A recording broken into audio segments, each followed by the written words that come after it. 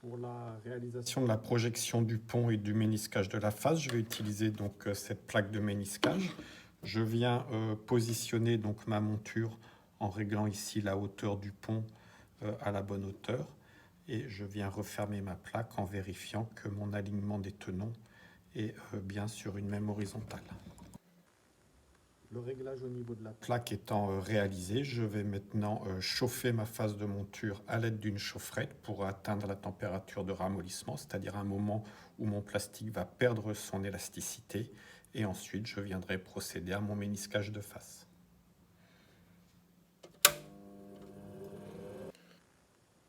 Ma monture ayant bien été chauffée et installée sur la plaque de méniscage, je vais maintenant venir la positionner sur cet instrument pour réaliser la projection du pont.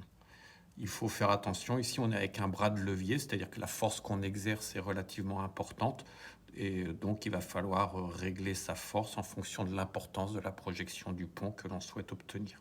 Il vaut mieux au départ faire une petite projection, contrôler la projection du pont obtenue et quitte à rechauffer légèrement la plaque si on souhaite une projection de pont un peu plus importante.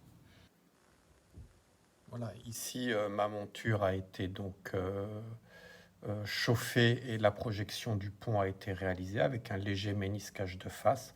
Je peux éventuellement, si je le souhaite, renforcer le méniscage de face, tout simplement en réchauffant chacun des cercles et en venant l'appliquer sur la face arrière d'un verre ayant la base que je souhaite donner à ma monture.